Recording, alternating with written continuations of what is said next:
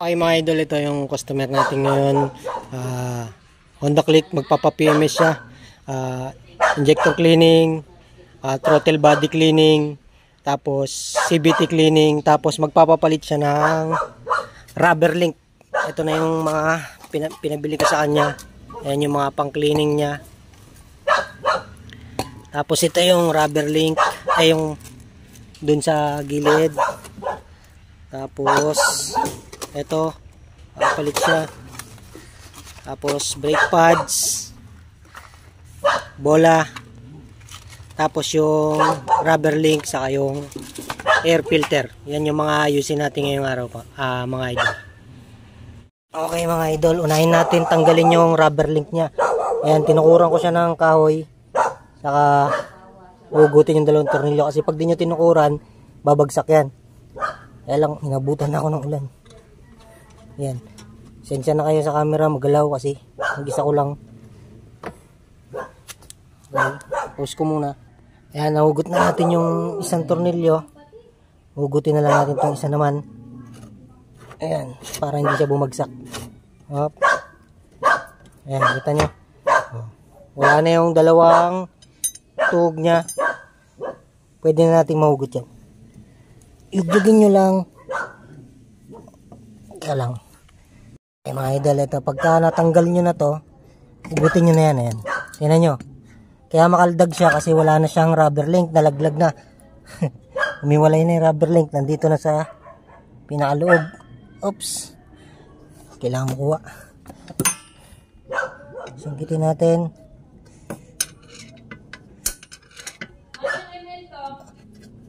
Okay. Hindi ko makuha. Okay mga idol, ito yung rubber link nya. Ayan na. Kung nakita nyo, pudpud na siya. Ayan o, durug-durug na. Yan yung papalitan natin mga idol. Tapos, pagka napalitan na natin to, diretso na tayo sa throttle body cleaning, saka sa CVT cleaning. Ganyan lang gagawin nyo. Tukuran nyo. Tapos, kalasin nyo yung dalawang tornilyo. Make sure lang na hindi babagsak at hindi gagalaw yung panungkod nyo. Okay mga idol, nakabit na natin. Ito yung lumang rubber link nya. Nakabit na natin. Ganyan lang gawin nyo. Lagyan nyo ng tukod. Tapos tsaga-tsaga lang sa pagsusokso kasi medyo mahirap. Throttle body na muna ako bago sa CVT. Okay mga idol, dito na tayo sa throttle body. Ayan, kalasin na natin tong throttle body para masimulan na natin siyang linisin. 10mm lang yan mga idol. Yan mga idol. Pagka naluwagan nyo na, mahugot nyo na yan. Dalawang tornilyo lang yan. Tapos itong dalawang tornilyo na to, tapos itong cable, throttle cable, tanggalin nyo. Tapos itong sa air cleaner para mahugot natin yung buong throttle body.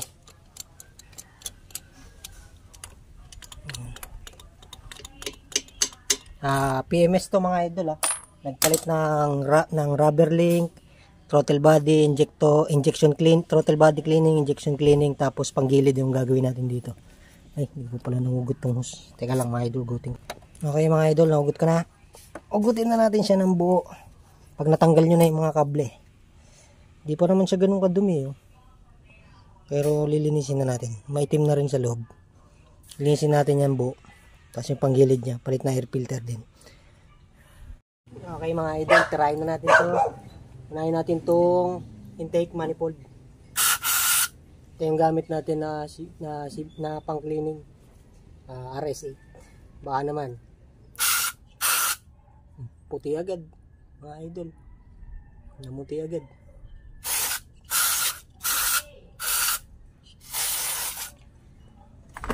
Ito tayo sa throttle body.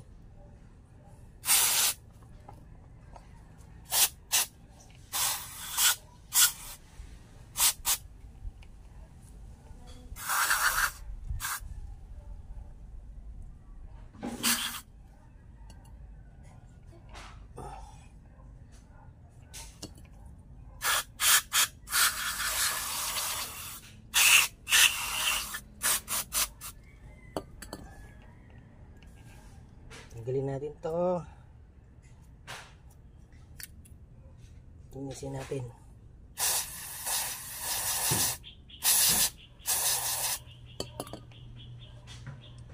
ito.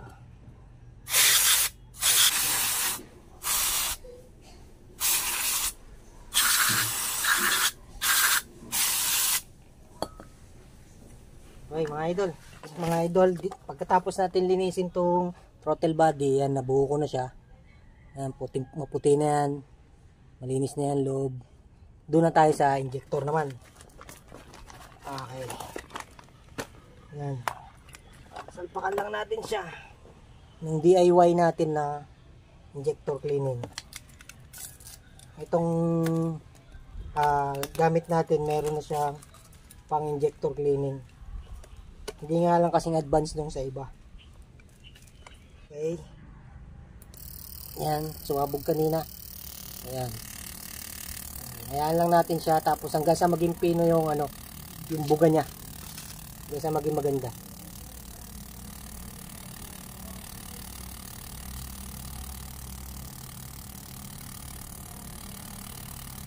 Abang pinapatakbo ko yan, pinipindot ko dito yung carburetor cleaner.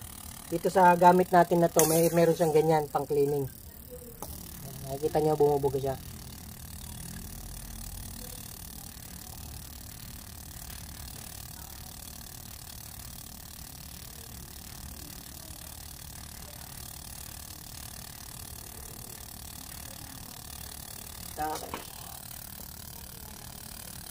Para hindi lang yung throttle body ang malinis, pati itong injector.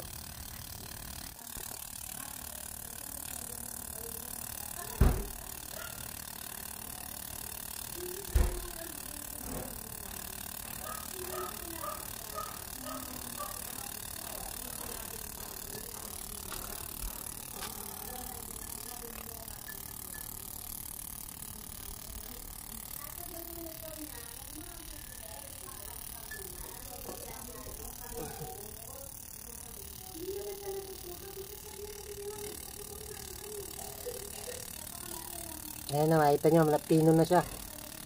Okay. Naging pino na yung buga niya. Kita nyo. Yan. Kanina buo-buo. Yan, naging pino na siya.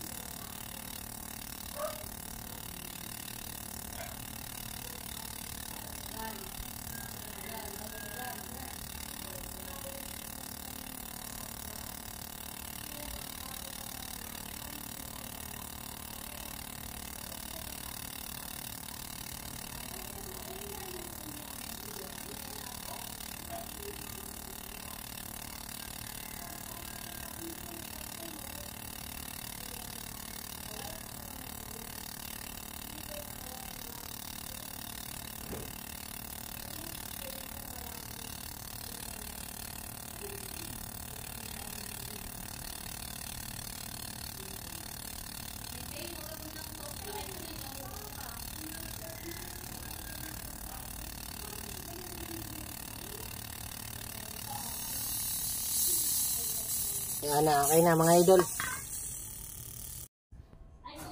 Okay mga idol, kalas na natin yung panggilid. Tirain na natin. Iyon. Ayan na yung itsura niya mga idol. Ibigay natin yan. Mga idol, nalinis na tayo. Ikabit na rin natin itong torque drive. Kakabit na tayo ng pulley. Magpapalit muna tayo ng bola. Ito, magpapalit tayo ng bola. 13 grams. Babae may-ari nitong motor na ito mga idol. Ayan, papalit na tayo ng bola.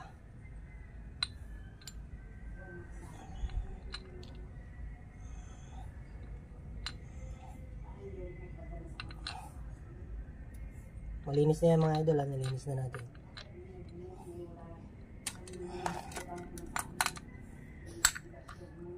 Tapos, upak na natin.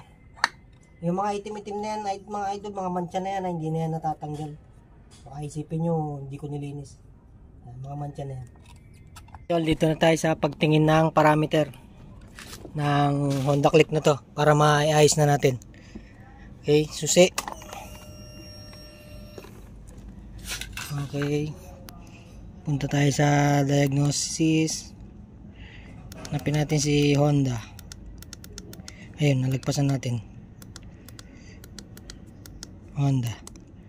Yan, tapos all models na lang. Ay, huwag na tayo auto scan na lang tayo para mabilis. PGM.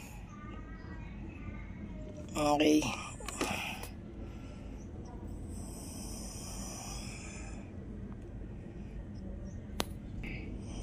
Okay, ayan.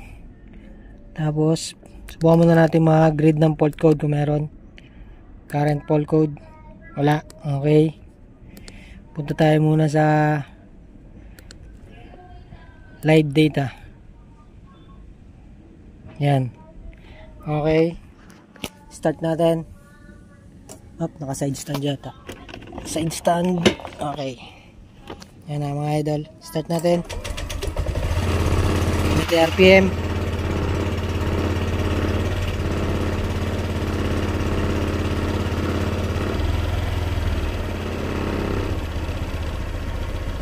$1.8 natin, 1.7, 1.6. Painitin muna natin mga idol.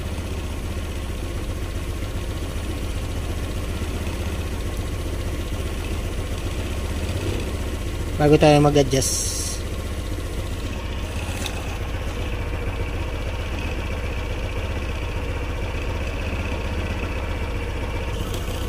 Ayan, 1.7. Okay, adjust natin to. Ito ay adjust natin habang tinitignan natin dito kung anong lalabas. Iniikot ko na yan mga idol ha. Tingnan ko kung anong lalabas. Masyadong mababa, 1.2. Ayan, taas natin konti. 1.7 plus minus yan.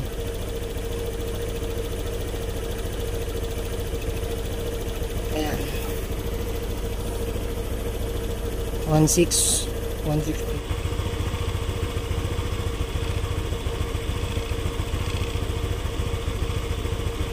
Okay na yan mga idol. Okay na mga idol. Tapos na natin itong motor. Na-check na natin yung parameter. Nalinis natin yung throttle body, injector, saka yung pang gilid niya.